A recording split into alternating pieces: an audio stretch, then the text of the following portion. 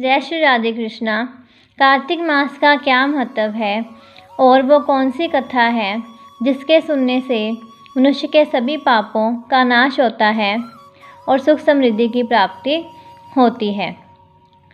तो आज हम कार्तिक मास की कथा जानेंगे। आप सभी को कार्तिक मास के आरंभ की हार्दिक शुभकामनाएं। आज आप सुनेंगे कार्तिक मास की पुरानी कथा और आप इसे बहुत ही श्रद्धा भाव से सुनिएगा। जो व्यक्ति पूरे कार्तिक मास में जल्दी उठकर स्नान करता है और भगवान श्री हरि और माता तुलसी की पूजा करता है तो भगवान उससे बहुत प्रसन्न होते हैं और वह भगवान श्री हरि के प्रिय बन जाते हैं। परम पुराण की कथा के अनुसार कार्तिक स्नान और पूजा के पुण्य प्रभाव से ही सत्यभामा को भगवान श्री कृष्ण की पत्नी बनने का सौभाग्य प्राप्त हुआ था। नैमिषारण्य तीर्थ में श्री सूत जी ने 88,000 सनकादिक ऋषियों को कहा कि मैं आपको कार्तिक मास की कथा विस्तार से सुनाता हूँ, जिसको सुनने मात्र से ही मनुष्य के सभी पाप नष्ट हो जाते हैं और अंत समय में वैकुंठ धाम की प्राप्ति होती है। सूत जी बताने लगे, जब श्री कृष्ण से अनुमति लेकर देव ऋषि नारद चले गए, उसके बाद सत्यभामा भगवान श्री कृष्ण से बोली, हे प्रभु, मैं धन्य हुई, मेरा जन्म सफल हुआ। मुझ जैसी सुंदरी को जन्म देने वाले माँ बाप भी धन्य हैं, क्योंकि मैं आपकी 16,000 स्त्रियों के बीच में आपकी परम प्यारी पत्नी हूँ। मैंने आपके साथ नारद जी को वह कल्प वृक्ष विधि पूर्वक दान में दिया था, परंतु वही कल्प वृक्ष मेरे घर में लहराया करता है। ये बात मृत्युलोक में किसी को पता नहीं है।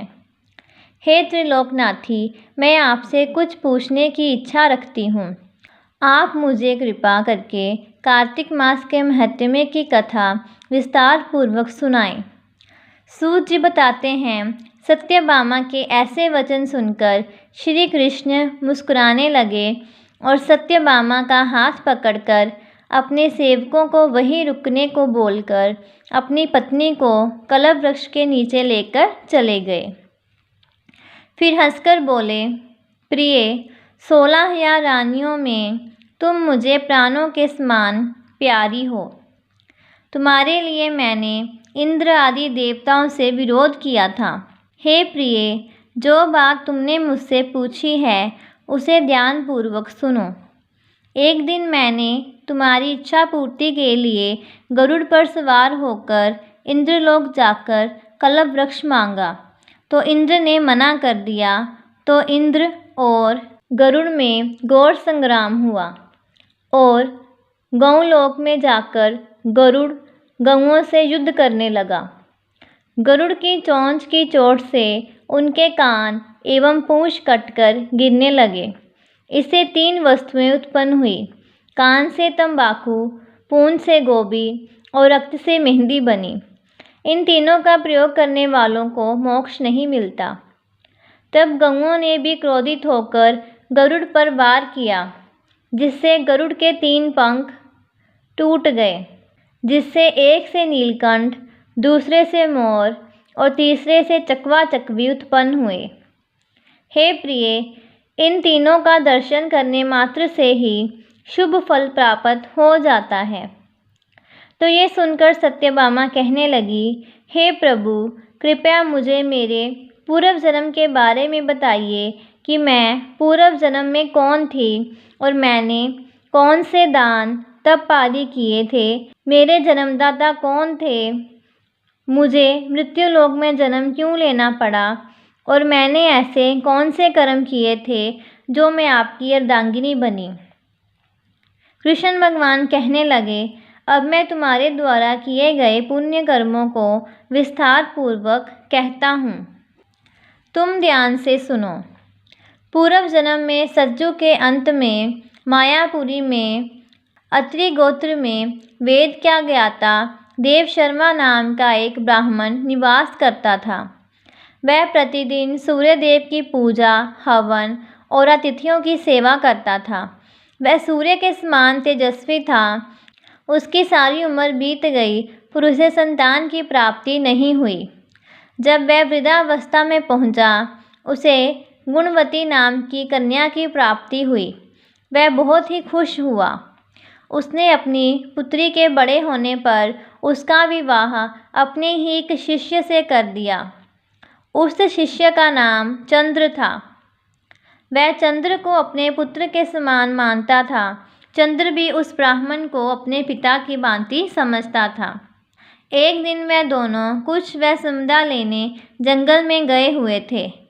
जब वह हिमालय की तलहटी पर भ्रमण कर रहे थे, तब उन्हें एक राक्षस आता हुआ दिखाई दिया। उस राक्षस को देखकर वह दोनों डर गए और भाग ना सके। फिर उस राक्षस ने उन दोनों को मार डाला।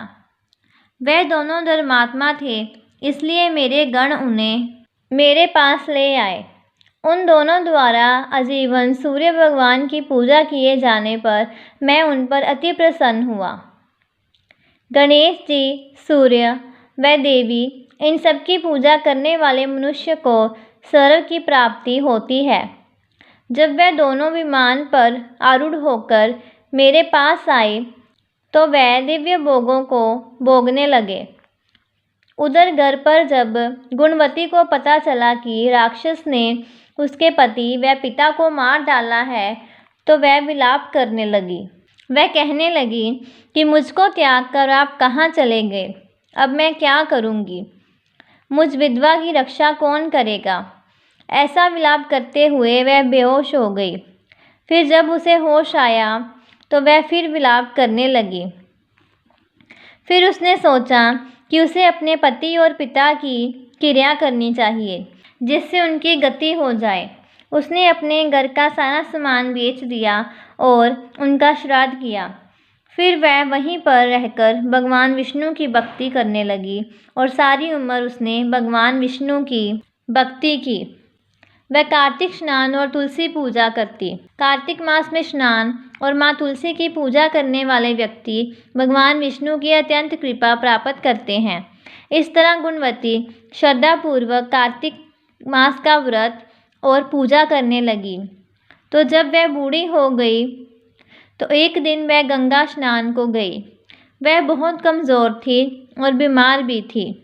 फिर भी उसने स्नान कर लिया, पर जब वह बाहर आई तो कांप रही थी।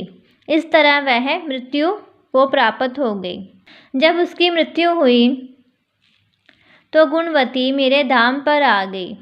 ब्रह्मा आदि देवता की प्रार्थना पर जब मैंने श्री कृष्ण के रूप में जन्म लिया, तो मेरे गण भी मेरे साथ इस पृथ्वी पर आए, जो इस समय यादव हैं।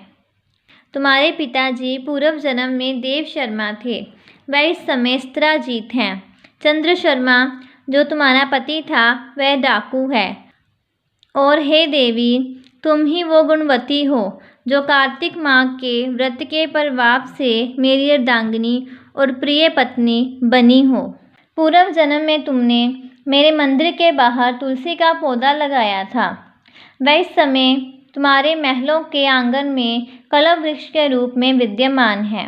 उस जन्म में तुमने जो दीप दान किया था, उसी के कारण तुमने इतनी सुंदर देह पाई है। पूर्व जन्म में तुमने नियम पूर्वक कार्तिक मास का व्रत किया था, उसके कारण मेरा और तुम्हारा कभी वियोग नहीं होगा। इस प्रकार कार्तिक मास में व्रत करने वाले लोग मुझे बहुत प्रिय हैं। इस तरह सत्यभामा भगवान श्री कृष्ण के मुख से अपने पूर्व जन्म के पुण्य प्रभाव को सुनकर बहुत ही प्रसन्न हुई। इसी प्रकार कार्तिक मास स्नान और पूजा का बहुत महत्व है। इन दिनों में भगवान विष्णु और माँ तुलसी की पूजा करने से पापों का नाश होता है, सुख समृद्धि मिलती है, मृत्युलोक में जीवन संवर जाता है और वैकुंठ धाम की प्राप्ति होती है। ऐसी और कथाओं को सुनने के लिए हमारे चैनल के साथ बने रहें। चैनल को सब्सक्राइब करें और वीडियो को शेयर करें। जय श्री राधे कृष्णा।